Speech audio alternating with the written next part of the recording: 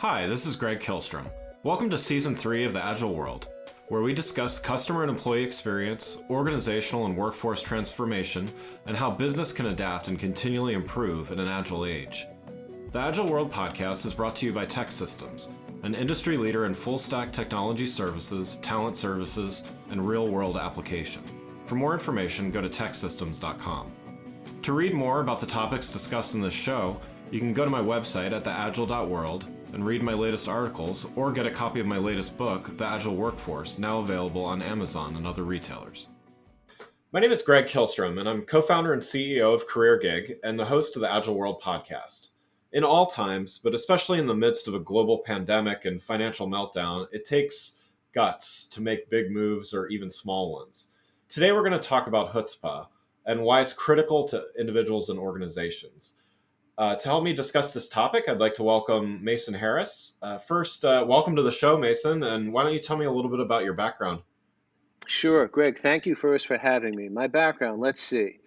I have been both an employee and an employer. I've had a fast growth company that garnered some recognition in the Maryland, D.C. area. So I've been on both sides of this. I've worked with people who are much smarter than me. And some people who needed a lot of guidance from me. Both have been memorable. I've been through my business career, there's been a lot of evolution. I was in advertising and mobile billboard advertising specifically. I also had an email marketing company. I've been a public speaker, which I continue to do today. I'm also a writer and author. My second book, The Chutzpah Advantage, will be out soon. Great. Well, let's get right into it. So what is Chutzpah? Great question. And chutzpah is one of those ideas, those concepts that we're all a bit familiar with, but we have trouble defining it. So I'm going to throw this back on you. Do you have any definition or some synonyms of chutzpah you can help me out with to get started? Yeah, sure.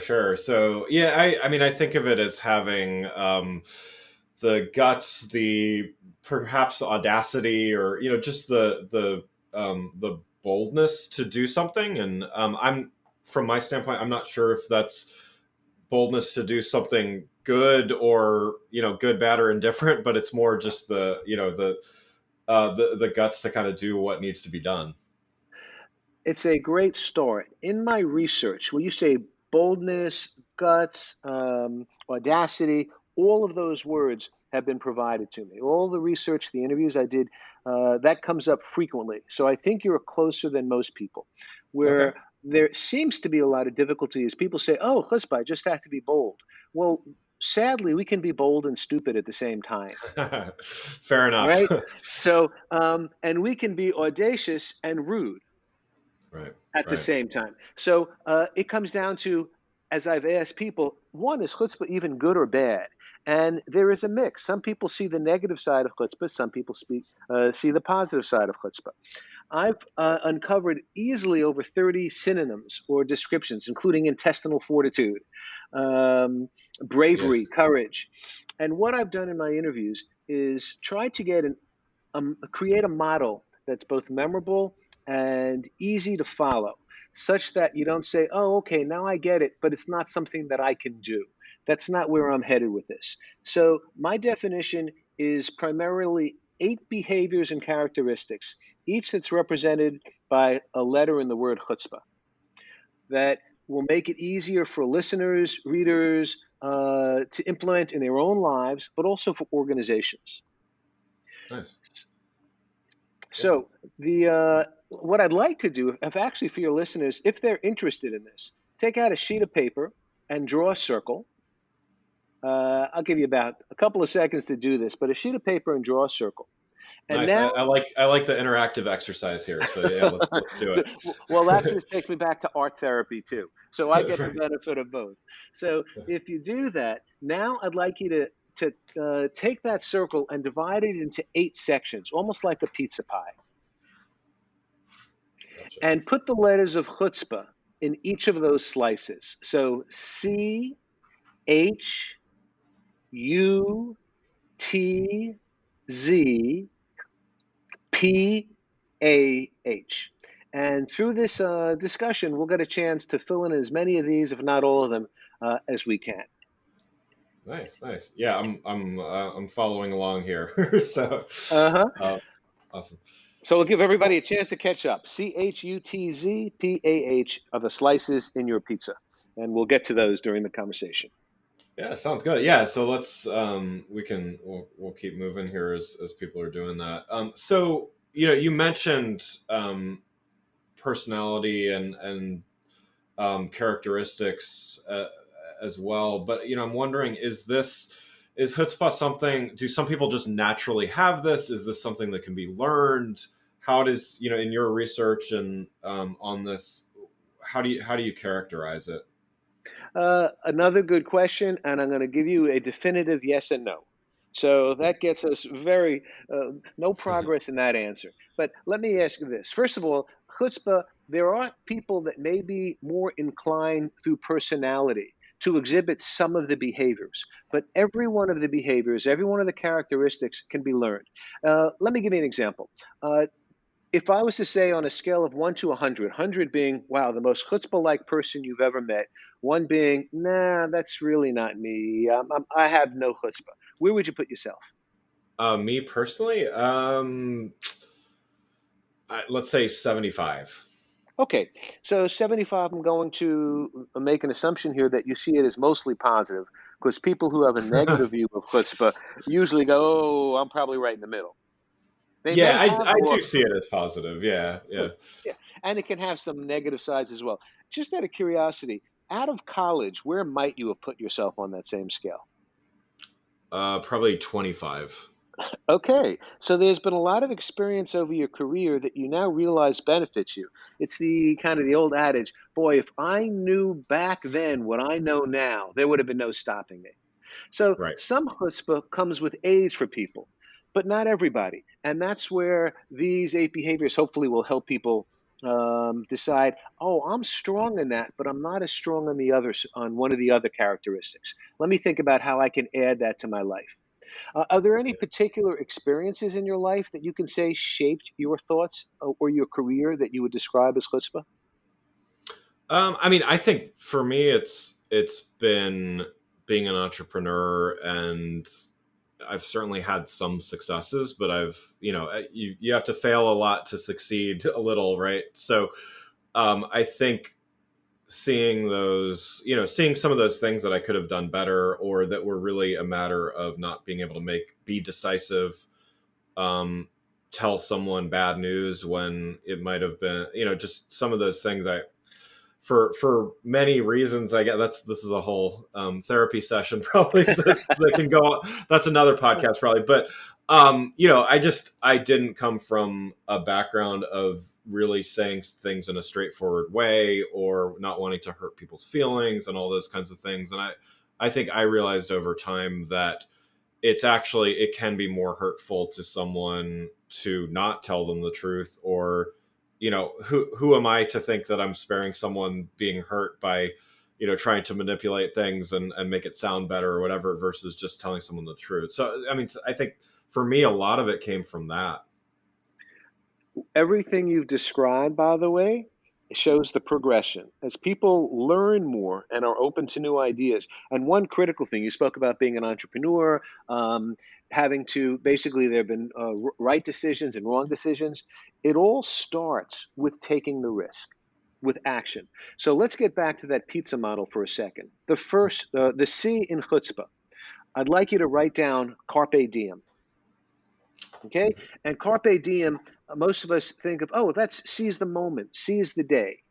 When we think of all those opportunities where we've sat back, and these can be personal, they can be career related, and a lot of our listeners today are looking at or are joining us because of your background in careers, good careers, the advantages of being a gig worker in this economy, and also the security. So this will relate very well, I think, to what they're doing too. Yeah. But so carpe diem is basically making the decision. So if you are looking for a job right now, and you have the choice between taking something that this is not going to be fulfilling, it's not the money, the challenge, the area that I want to be in, or you have the choice to take a little bit of risk and to go for something different. That's what carpe diem is. That's what seize the day is. So that's the first element of chutzpah. You also asked about, is it a personality characteristic? Can it be learned?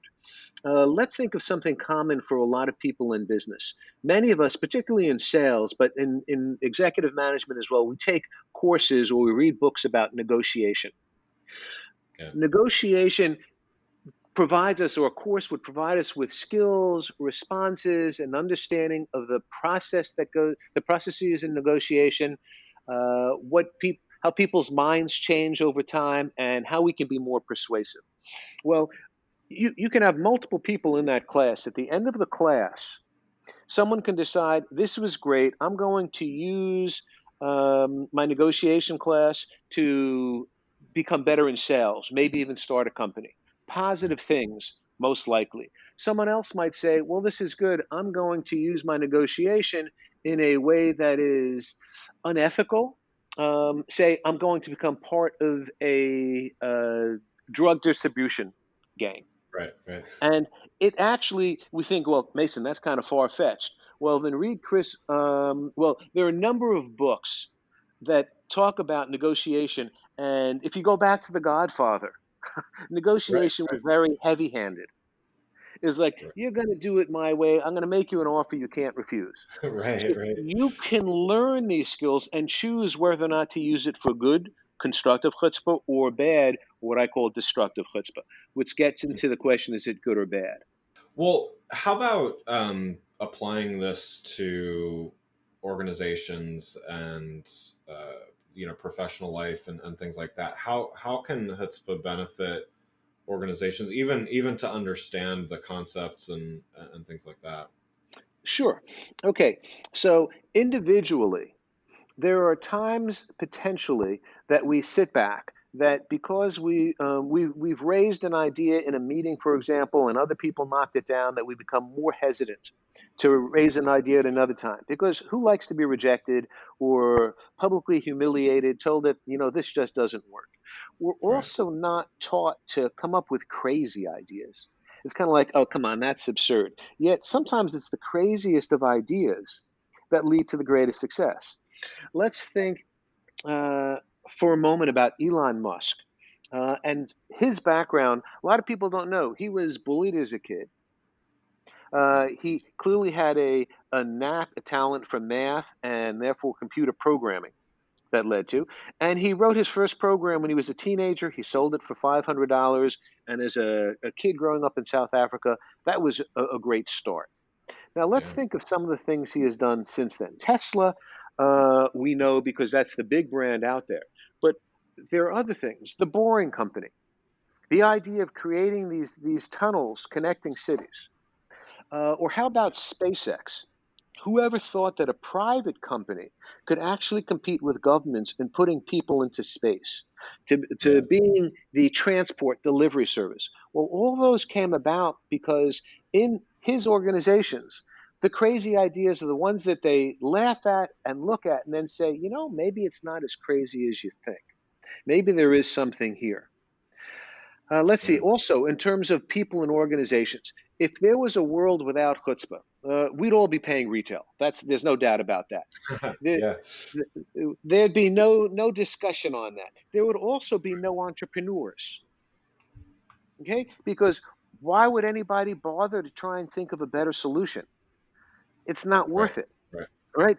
Thinking of a better solution, going out on a limb, taking a risk, all these are characteristics and parts of the remaining slices of our pizza that we'll get into. Yeah. So that's what makes organizations better, because we would like, I would think, most organizations, unless if they are transactional based, that theirs is, hey, I sell based on price and that's it. It's a transaction, it's a one time, I don't care about customer development. But if I Yeah. do care about customer development, I need to have an organization of people who have a bit of chutzpah, who are willing to question the status quo and say, we've been seem to be getting more customer service emails and phone calls. What do we think is the issue over there? What can we do to minimize customer discomfort or anger or lack of appreciation for everything that we do for them? If you Yeah. go buy the book, you're never going to address it. So chutzpah, in an organization enables people to think differently and separate themselves from the competition.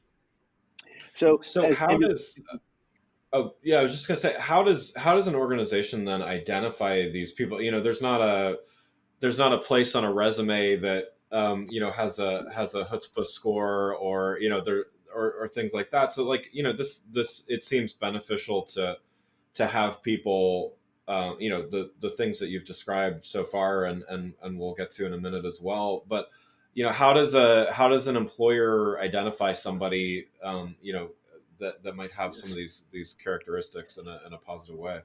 well, it's interesting. You're right. There's no like requirement. Look, we need an undergraduate degree. We need 5 years of work as a product manager, and we need a chutzpah score over 90. That Right. doesn't exist. But what does exist, and let's move on to another slice right now. We spoke about carpe diem. So as an employer, I think we would all want employees who are willing to say, okay, I'm going to move on this. I'm not going to sit back and leave it on my desk. Rather, I'm going to take advantage of this opportunity to move something forward. I don't care if you're in product management, in marketing, in sales, even in software development.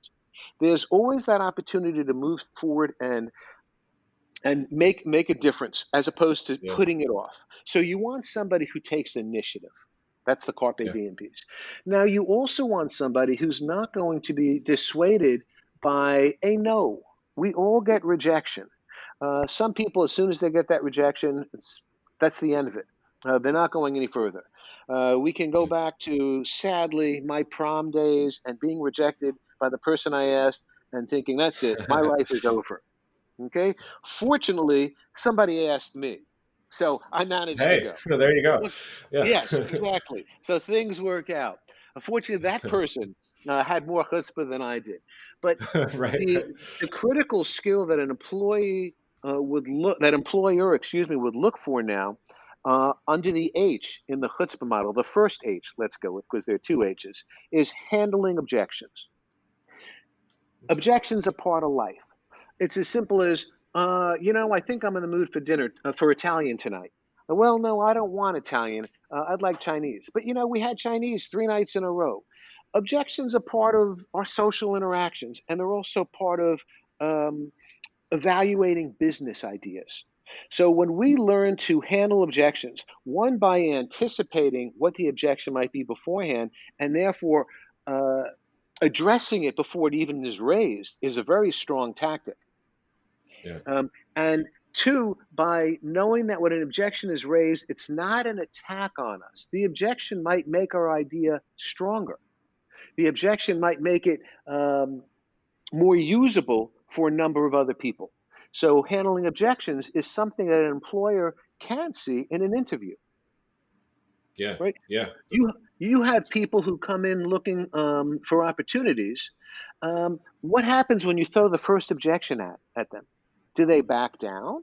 Do they say, "Oh, well, maybe you're right. Maybe I don't have enough experience there," or Yeah.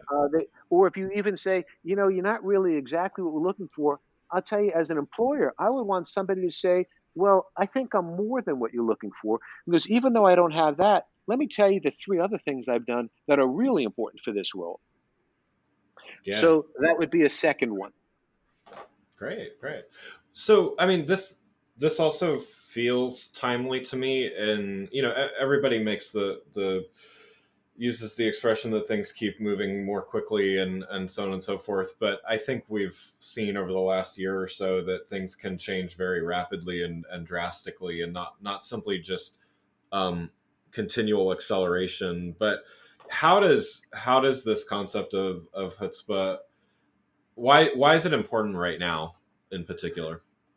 This is the first time I've gotten that question, and it's a great question. I There like is asking first questions. So well, you have done it. You're challenging me, which I like. There is, as you said, there's so much uncertainty right now. We are living in this era of COVID. We have a pandemic impacting our lives every single day. We're worried about our health. We're worried about our jobs. Will this COVID-19 ever go away? And now the news is, well, it seems to be transforming itself, and we don't know what that means for the future. Or is it going to become an endemic and something we have to live with over time? We're Yeah. seeing jobs and industries that are going away. We've changed our work habits from we get together in an atmosphere where people work collaboratively in the same building for the most part, and fewer people are working from home. Well, that is completely reversed. How much of that will change back? There is a need for new ideas, how to make us more productive. For example, on the public speaking side, something you're familiar with and I'm familiar with, um, live events have pretty much gone away for the most part. There are some Yeah. that are coming back now, fortunately, in some states where there's a more of an opening of the regulations. And but while this has been going on, it's technology that's been developed that's created. Zoom became a verb during this pandemic. Right. Right. Okay, Yeah. and that's not going away. So, from a speaker's perspective, my and I'm not the only person that thinks this, we are always now going to have a combination of Zoom, hybrid, and live events. You won't have a Yeah. live event any longer where they're not also uh, presenting it digitally, virtually to attendees, because not Yeah. everybody's going to be comfortable going back. So it's an important time right now because just to adapt to the changes requires chutzpah. Chutzpah makes us more independent as well. I'll give you a good example. I frequently ask people what the biggest business mistake they ever made was. Well, I'll tell you mine. My biggest business mistake was that I turned 60. And when I turned 60, it was like, well, we're looking for a more youthful, although it wouldn't necessarily be said in quite those words. So Right. I Right. was faced with, what am I going to do? I have too many ideas. I enjoy being with people, solving problems, introducing products. There's too much life left in me. So I decided to go back to public speaking, which I hadn't done for several years, in January of 2020. My Yeah. timing was impeccable. A lot of you were saying, ooh, good move, Mason. Well, I started making progress, getting things booked, but by March it was evident there was nothing for the year. So without chutzpah, I probably would have said, or even with some level of chutzpah, I would have said, well, I tried, I just failed. Now I have to wait for all this to be over and hope my savings outlast my spending. I Right. decided at Right. that time, you know, maybe I should write the book, The Chutzpah Advantage, that's been in my mind and that I've been speaking about for years. Now's the time to make progress on that book. So Mm. that's an example personally of how I use chutzpah to take control of my life. And I see it a lot in companies that are pivoting. And we see this every day. You and I, we read business journals. We get a sense of what's happening in our industries, but in a lot of different industries. And the companies that are thriving now either are doing that because they happen to be in the good fortune to be in healthcare, or Right. because they pivoted and developed technology, implemented technology that enables it to suddenly provide a solution which Yeah. wasn't available before. Which, by the way, becomes the third slice. The U is Yeah. uncovering need, pain, and opportunity.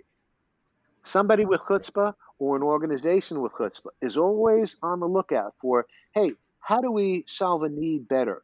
How do we make people aware of the potential pain they're going to have if they don't get a problem solved? Or how do we solve that very quickly for them and better than somebody else? And then, of course, the last one is uncovering opportunity, is where the very creative organizations, the ones that have the out of the box ideas, come up with. Who would have thought 10 years ago, 5 years ago, that, and let's put aside COVID for a second, that a company like Uber would be worth the many billions of dollars that it is? Right. We had Right. taxi cabs, we had limousines and private services and public transportation and cars.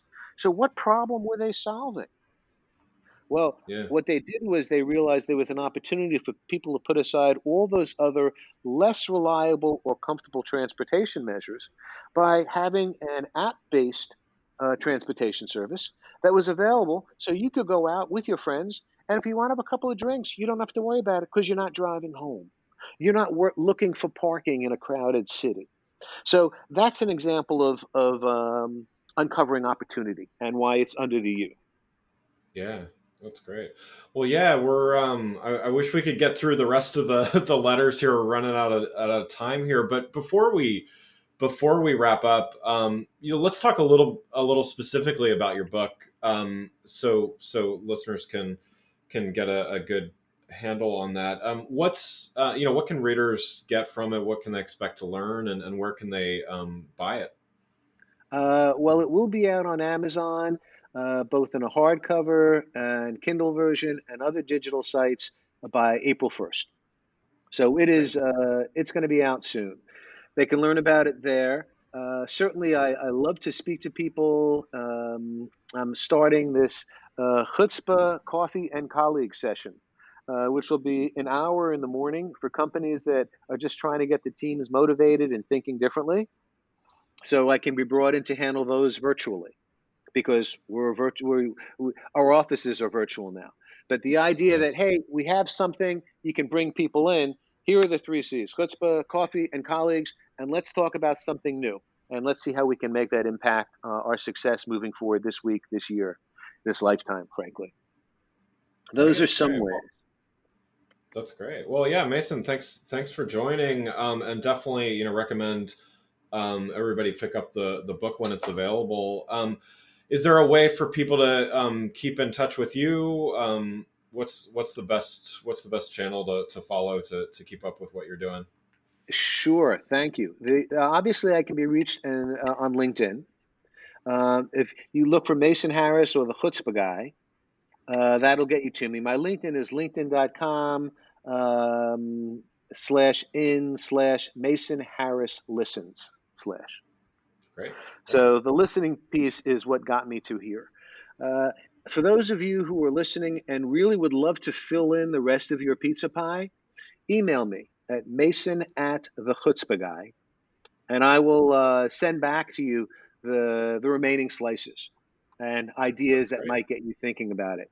Happy to do that. Uh, I love speaking with people, communicating over the phone, in writing. So I welcome all questions and thoughts about the work that I'm doing, and especially how it might help individuals and their organizations. Well, again, I'd like to thank Mason Harris for joining the show. Thanks for listening to The Agile World with Greg Kilstrom. See you next week. Thanks again for listening to the Agile World podcast, brought to you by Tech Systems. I'm your host, Greg Kilstrom. If you enjoyed the show, please take a minute to subscribe on your podcast channel of choice and leave us a rating so that others can find the show more easily. You can learn more and get a copy of my latest book, The Agile Workforce, from my website at theagile.world.